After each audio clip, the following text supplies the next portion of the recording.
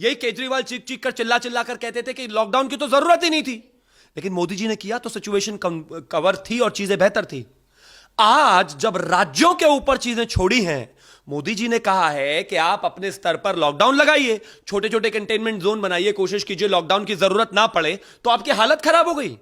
15 दिन में ही आप इतने हताश हो गए, इतने निराश हो गए, इतने बेसहारा हो गए। काय बात के लिए रखी हुई है कि राज्य सरकारें किस लिए है इस देश में? मुझे एक चीज बताइए, अरविंद केजरीवाल को क्या यहां भजिया तलने के लिए रखा हुआ है आपने, या किस लिए रखा हुआ है? गाने तो अरिजीत सिंह बहुत अच्छा गाता है, लेकिन हर 2 मिनट में अरविंद केजरीवाल रेडियो पर है, हर 2 मिनट में अरविंद केजरीवाल एड टीवी पर है।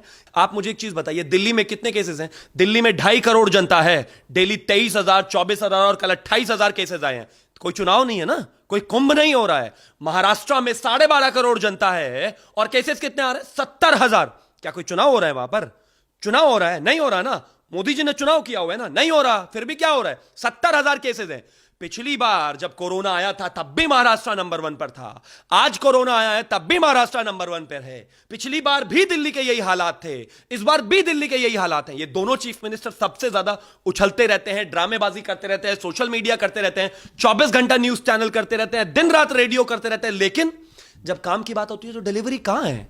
परसों कहने लगे कुछ घंटों की ऑक्सीजन बची हुई है दिल्ली में। आप मुझे एक चीज बताइए, मुझे अगर ऑक्सीजन चाहिए, मुझे अगर खाना चाहिए, तो मैं होटल वाले से मांगूंगा या मीडिया वाले के पास जाऊंगा?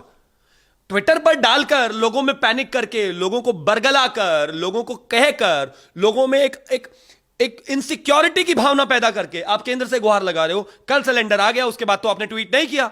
ये बात आप नरेंद्र मोदी जी से कहिए, ये बात आप पीएमओ से कहिए, ये बात आप केंद्र सरकार से कहिए, लेकिन आप पब्लिक डोमेन में जाकर ये बताना चाहते हैं कि मैं तो मेहनत कर रहा हूं, लेकिन कुछ हो नहीं रहा।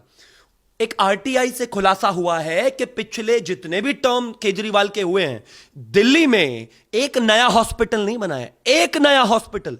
जबकि इसके खिलाफ, इसके उलट अगर मैं उत्तर प्रदेश की बात करूं तो 6 साल में 30,000 में एमबीबीएस की भर्ती की बात हुई है और उसके अलावा पीजी की सीटें बढ़ाई गई हैं, एमबीबीएस की सीटें बढ़ाई गई हैं। क्या कर रहे हैं आप दिल्ली में बैठकर? आप तो कहते थे आपने दुनिया का सबसे बेहतरीन हेल्थ इंफ्रास्ट्रक्चर खड़ा कर दिया। ये इतने झूठे चीफ मिनिस्टर्स हैं कुछ। ये क्या रहे हैं आप? मुझे एक चीज बताइए, 4 दिन पहले का सत्येंद्र जैन जो स्वास्थ्य मंत्री हैं दिल्ली के, उनका कहना था कि हमारे यहां पर बेड की भी कमी नहीं है, हमारे यहां पर ऑक्सीजन की भी कोई कमी नहीं है, हमारे यहां पर किसी तरह की कोई परेशानी नहीं है दिल्ली में।